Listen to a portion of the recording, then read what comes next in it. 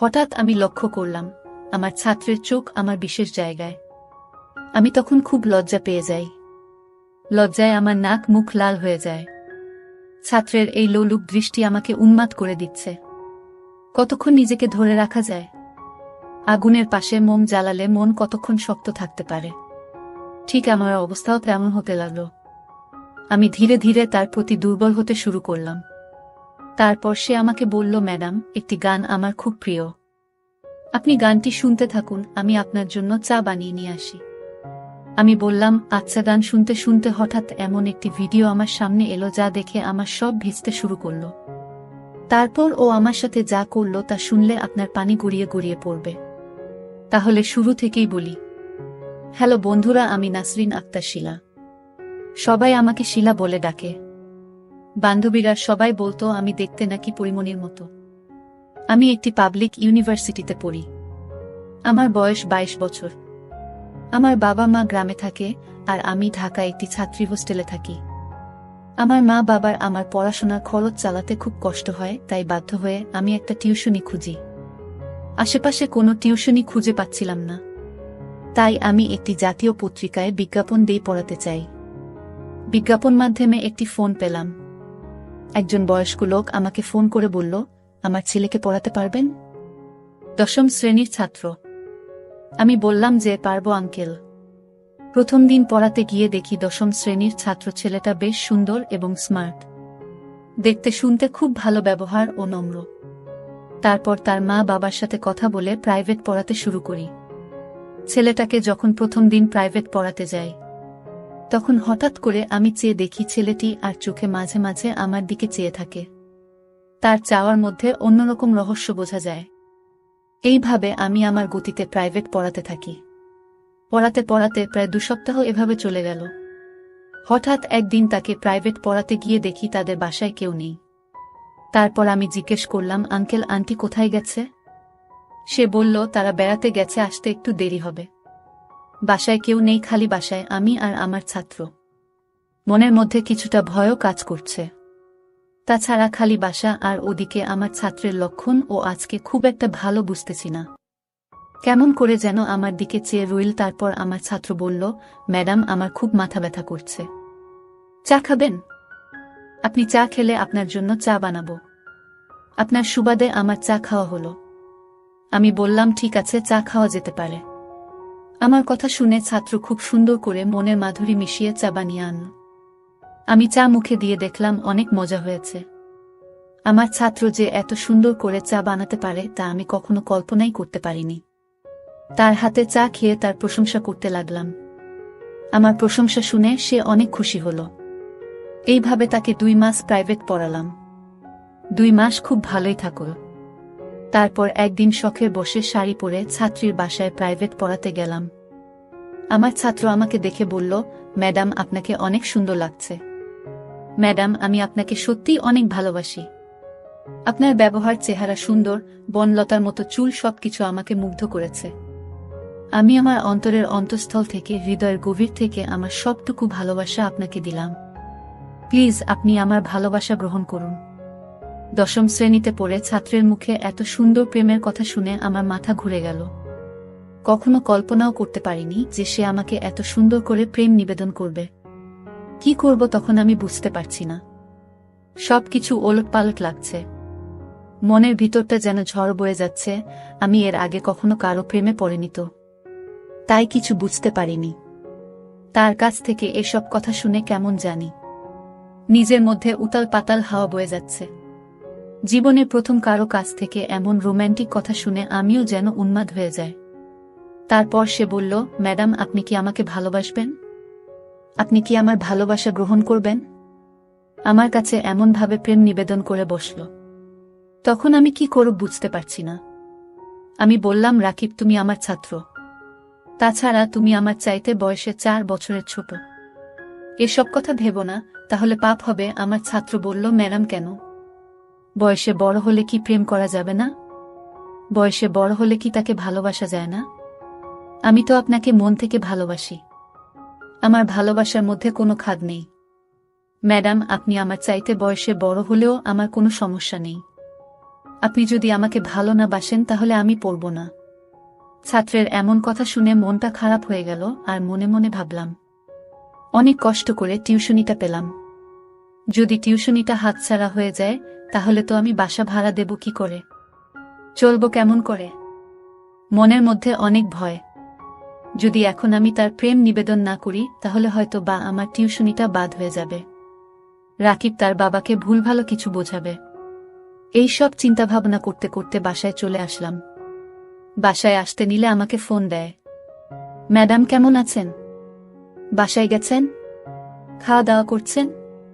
কি খেয়েছেন? আমি বললাম, হ্যাঁ খেয়েছি। তুমি খেয়েছে? রাকিব বলল, জি ম্যাডাম খেয়েছি, আগামীকালকে কোথাও ঘুরতে যেতে মন চাইছে। ম্যাডাম চলুন কোথাও ঘুরতে যাই, আমার খুব ঘুরতে ইচ্ছা করছে। ম্যাডাম বলল, কোথায় যাবে? আমি বললাম, নন্দন পার্ক। ম্যাডাম নন্দন পার্কের কথা শুনে অনেক খুশি হল। ম্যাডাম আমার সাথে ঘুরতে যেতে রাজি হল। তারপর ম্যাডামকে নিয়ে নন্দন পার্কে গেলাম ঘুরতে।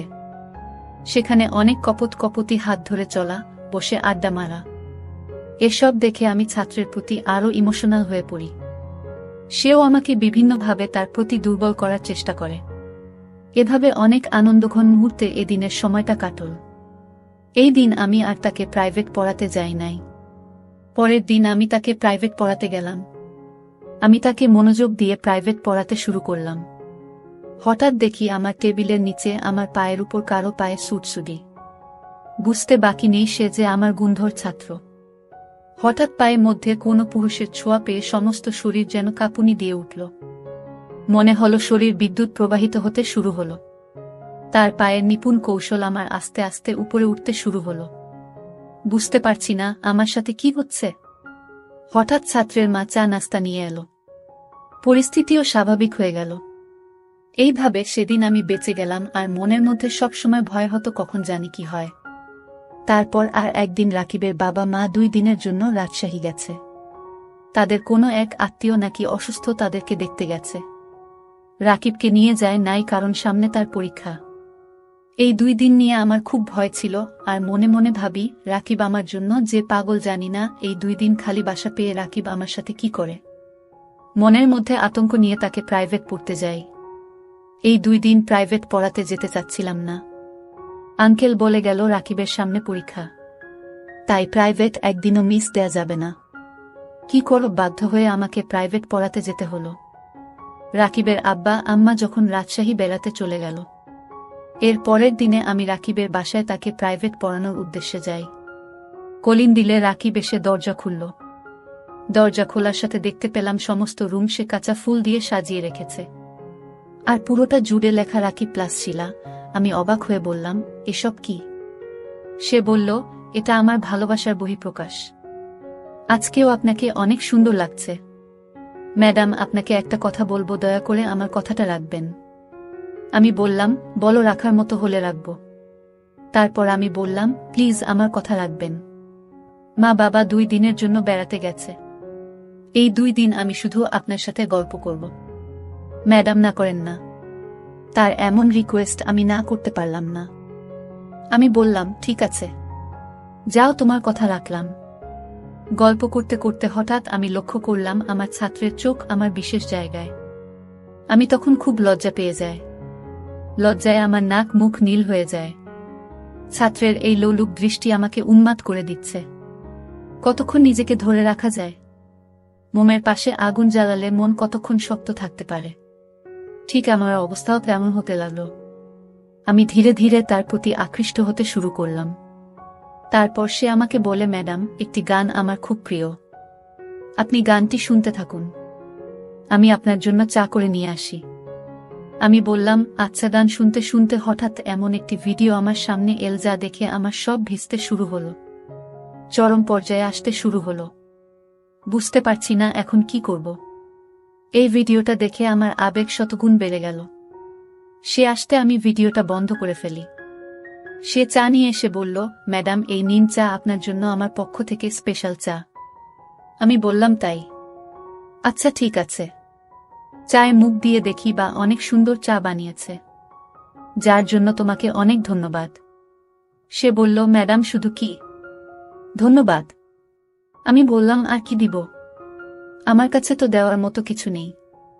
আমি বললাম, ম্যাডাম একটু ভেবে দেখুন, অনেক কিছুই আছে। এই বলে সে ভিতর থেকে কি যেন আনতে গেছে, আর আমি চা খাচ্ছিলাম। হঠাৎ পিছন থেকে আমার কাঁধের উপর কারো হাতের ছোঁয়া অনুভব করি। হাতের ছোঁয়া পেয়ে আমার মনে হলো যেন সমস্ত শরীরে অনুভূতির ঝড় বইতে শুরু হলো। আমি পিছনে ফিরে দেখি আর কেউ নয়, সে আমারই ছাত্র। তারপর সে আস্তে আস্তে তার হাতে এবং অন্যান্য প্রত্যঙ্গের গতি বিভিন্ন কৌশলে কাজে লাগাতে লাগল। আমি তো তার কৌশল দেখে অবাক। মাত্র ক্লাস 10-এ পড়ে একটা ছেলে কি করে এত কৌশলে একটা মেয়েকে বশ করতে পারে, একটা মেয়েকে আবেগের জোয়ারে ভাসিয়ে দিতে পারে। অবশেষে তার কৌশলের কাছে আমি হেরে গেলাম। মাত্র ক্লাস 10-এ পড়ে ছেলের কৌশলের মার আমি খুশি হয়ে যেন আমি আনন্দে ভাসতে শুরু করলাম। কিভাবে কি হয়ে গেল আমি বুঝতে পারলাম না। প্রায় 2 ঘন্টা বিনোদনের পর আমি উঠে দাঁড়ানোর চেষ্টা করলাম, কিন্তু পারলাম না। অনেক কষ্ট হচ্ছে, মনে হচ্ছে যেন আমার উপর দিয়ে কালবৈশাখী ঝড় বয়ে গেছে। খুব কষ্ট করে আস্তে আস্তে বাসায় আসলাম।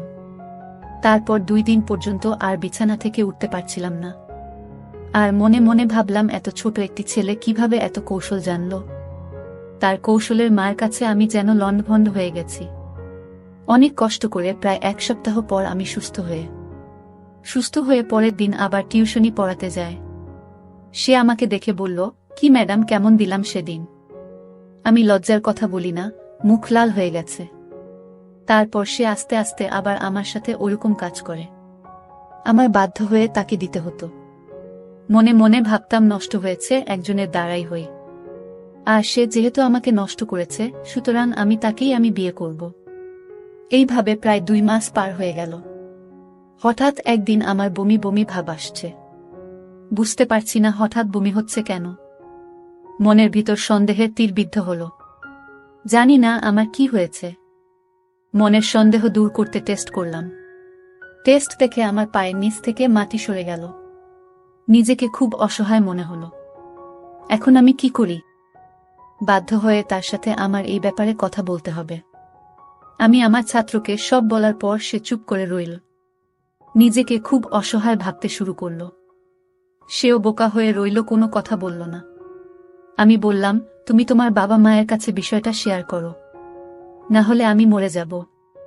রাকিব ভয়ে ভয়ে তার মায়ের কাছে সব শেয়ার করল।